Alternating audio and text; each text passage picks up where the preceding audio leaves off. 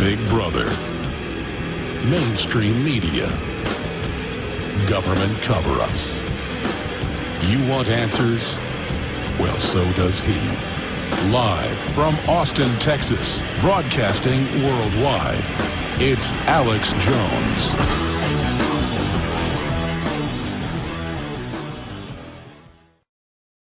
Webster Tarpley, who bravely spent several weeks in Libya a little over a month ago and reported to us live under the peaceful kinetic military bombardment that's killed thousands and thousands of people. But I'm politically correct. It is peaceful and non-military because they said so.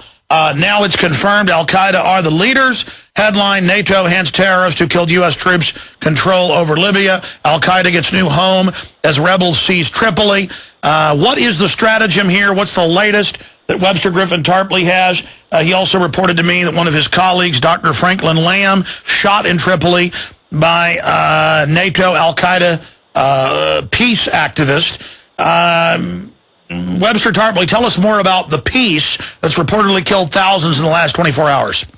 Well, what we're dealing with here is a carefully, cynically planned military operation by the NATO High Command, with the U.S. playing a very, very important role in it. Don't listen to anything to the contrary. It is called Operation Mermaid Dawn, and in the middle of that you've also got something called Operation Mermaid or Operation Siren. Similar terms coming maybe from the French, but this is a military operation, and it's basically this. They're facing the mid-September deadline when the United Nations Security Council resolution runs out. And without that resolution, it's very hard for Italy and Canada and a bunch of smaller NATO countries to play a role. And since the main bases have to be in Italy because of the geography, there's a hysterical attempt in NATO to put an end to this. Now, what they've done is, first of all, carpet bombing. Instead of thought crime, love bombing. Yeah, right. Carpet bombing of civilians, no concern for civilian casualties, just a mad dash to get it all over with. So very, very heavy bombing of Tripoli and of the approaches to Tripoli in the past week or so. And in addition, a very aggressive use of these Apache helicopters with a lot of strafing of civilians with machine guns, especially, and some rockets. And this is accounted for something upwards of 1,300 dead civilians in the past 48 hours, let's say. 1,300 dead as of yesterday, and then many more overnight. So this is the protection of civilians under the UN Security Council resolution. So carpet bombing, Apache helicopters, that accounts for the rapid progress of the rebels. Now, the other thing that accounts for it is amphibious landings. All reports now agree that smaller landing craft as well as larger NATO warships cruised up very close to the coast there, to the port of Tripoli on the Mediterranean, and landed these death squads, these terror teams of Al-Qaeda killers who had been shipped in from Benghazi and Tobruk and Derna and places like this. So this, I think, Webster's, look, we're pro-America here on this show, so don't criticize the valiant Al-Qaeda forces. Right. By the way, they're banning first responders from the 9/11 remembrance event. So the 9/11 responders are bad. Al-Qaeda's good. I'm going to have you apologize for talking bad about Al-Qaeda, or we're going to have to let you go. Okay. So this, I think, accounts for this. It's what you call in warfare a coup de main. In other words, they've taken some key parts of the city. However, the reports I'm getting, and these come from Franklin Lamb that you mentioned, wounded though he is, he continues to report. Lizzie Phelan, who has been in the Rixos Hotel, and Darius Mahdi Nazem Rawaya. You can see a lot of this on Russia Today. They continued to report during the night, and especially Franklin Lamb is up in a high-rise hotel, and he can see the approaches coming into Tripoli from the west. So what we've got is reports of a counterattack being organized by the Gaddafi forces, starting from the Gaddafi compound, with heavy fighting going on there, tanks under Gaddafi and his supporters moving towards Green Square. We're even told that the rebels have lost control, at least temporarily, did lose control of Green Square when a column of Gaddafi forces went through there. The counterattack seems to be under the command of Khamis Gaddafi, Khamis. That's the one son who has not been captured. 3 other sons captured, 1 son killed months ago. The other thing we have is from Franklin Lamb, in his vantage point in this high-rise hotel. He says that he saw a convoy of 25 pro-Gaddafi military trucks going towards the center of the city. So this, I don't think, is over. And there's some indications that there was actually a strategy. I would say the Gaddafi forces were taken by surprise by the amphibious landings. This maybe accounts for why they didn't use their anti-ship missiles, which they are known to have. By the way, my sources say U.S., NATO, and private contractors were inserted 2 days ago from the sea. It's probably not just the valiant Al-Qaeda people. Yes, well, the report that I have, if you look at Tarpley.net, I've got the report is that from Maison that the Al-Qaeda fighters from Benghazi that were landed by NATO were under the control of NATO officers, so European officers, which reproduces the eternal pattern of the colonial army, just what the Libyans had thought that they'd gotten rid of. So heavy fighting, I think, goes on. There is a humanitarian emergency. In particular, I would mention that the people in this Rixos hotel, the international reporters, these are international reporters who are basically anti-NATO. They don't agree with the CIA line. And that would be Makhdi Darius Nazem Rawaya that you can see on Russia Today. Franklin Lamb is in a different hotel, and Thierry Maison is also still in the city. I would also point out there seems to be danger to the life of Musa Ibrahim, who is the spokesperson of the regime, as well as his wife and his son.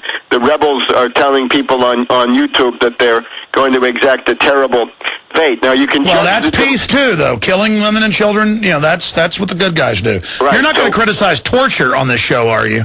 I think we can simply, if you want to start, take a case study of the human rights record of these Benghazi rebels. See what happens to Musa Ibrahim and his family. That will tell you everything. Now, in terms of what's going to happen now, Gaddafi, if Gaddafi can maintain some kind of a position in the capital or nearby, that's a very different scenario from what the television is telling you. If Gaddafi is decisively defeated in the Tripoli area, he would probably be well advised to take the example of Mubarak and go to some friendly place and perhaps lay low for a while and wait for the inevitable civil war among these thieves, because these are thieves who are going to fall out. You can already see... Oh, they've been constantly killing each other and calling in airstrikes on each other. That's admitted. Exactly. So that would be this Khalifa Hifter. The top CIA guy is Khalifa Hifter. But, of course, he lived in Virginia. He lived here between the Pentagon and the CIA for 20 years. And there are going to be factional differences between him and, say, a bunch of guys like the ones who in Darna, who had been fighting the U.S. in Iraq and Afghanistan. I don't see how they're going to get along very well. You've also got Jalil, who is the presentable face, and Jabril. These people have really no mass support. They're there to have a presentable face that they can send to the United Nations and so forth. So I would expect a bloody civil war to break out among the rebel factions quite soon. And especially, we've got this 70-page report of what the occupation is going to look like. The occupation calls for tens of thousands of troops from the United Arab Emiratis. Now, those guys are royalists. They're reactionaries in all of their social policies, whereas Gaddafi is one of the most progressive, socially oriented people, right? All the oil money was used, or to a large extent, for health care. So they're going to send in foreigners to help make sure all the money is stolen. And to enforce privatization, deregulation, the race to the bottom, the usual IMF shock therapy agenda. But if the foreign troops come in, even if they're so-called Arabs from the United Arab Emirates, or even worse, Qatar, the people there in Doha, that will lead to a civil war, I think, in short order. So my advice is... stay there. So basically, absolute humanitarian disaster in the name of stopping one. Webster Tarpley is our guest. I've seen 3 polls out this weekend where Ron Paul is #1. The Drudge Report at drudgereport.com. We're also posting this at Infowars.com. has the headline that Ron Paul is evenly matched against Obama. He's neck and neck with Obama. There it is, Gallup. Obama closely matched against Paul and Bachmann. So as I keep telling you, because I'm not just cheerleading here and saying Ron Paul can win, 3.5 years ago I was just pointing out he's an underdog, but he should win. Now, if you look at all the hundreds of polls I've seen, different straw polls, he's number 1, number 2, or number 3. Now, that is a front runner. That's with them ignoring him or demonizing him. So they're definitely scared of Ron Paul. Now, shifting gears back to Webster Tarpley of Tarpley.net. Webster, any way you slice it, I'm not a fan of Gaddafi, but compared to Al-Qaeda, there is such a thing as lesser of two evils, and he wasn't a total pig. I mean, he did build up the country and the rest of Africa, so, and we know it means civil war, death, destruction of a comparative jewel in the region, and this is the same reason they took down Serbia. Again, not a fan of Milosevic or any of those guys, but at the end of the day, why did NATO do this? Well, on the one hand, Gaddafi represents an ideological threat because of this Arab socialism, which he actually practiced. Libya probably has the best record of any oil-producing country in terms of reinvesting that in social development. This was the top country on the United Nations Human Development Index for Africa, and they were at 57 in the world, which meant that they were beating Russia, beating Ukraine, beating Brazil, and it's remarkable because they had started so near rock bottom. They were absolute, basically nomads until about 1965, 1970, when Gaddafi came in. Remember, you've got that great man-made river, which means that they're going to have water for the next couple of 100 years, unless NATO has bombed it in the meantime. And that, health care was for free, housing allowances were given. These are the things that NATO hates. So they want to go in there now and privatize all that. And they had been, the weakening of Gaddafi is due to the fact that there was a first privatization offensive in 2003 when they demanded the partial privatization of certain of the oil. And because he was under the gun of what Bush had just done in Iraq, he felt that he had to make concessions. And unfortunately, that even reached up into his family. And now it's admitted that the 70+ billion in banks is being stolen, the tens of billions in gold is now going to disappear, and stolen from the people of Libya. I mean, this is just so outrageous. Right. The frozen assets that the State Department has got custody of now, the U.S. part, I don't know how many billion there are, but there are quite a few billion. That's going to go into the Swiss bank accounts of these facemen like Jalil, Jabril, Hifter, the people who are running that Benghazi rebel council, and none of that will ever be seen as humanitarian aid. This is going to be a kleptocracy beyond your wildest Well, that's dreams. my next issue. Are they going to use Libya as their new Al-Qaeda base to then menace the West?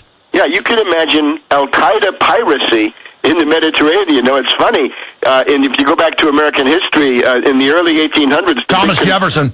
The big concern was the Barbary pirates, right? Stephen Decatur and all this. So it meant that these ports in North Africa were bases of pirates. And the pirates, of course, worked with the British because the British bought protection. Others couldn't. The U.S. couldn't and didn't, and therefore had to wage these wars. Today you've got the U.S.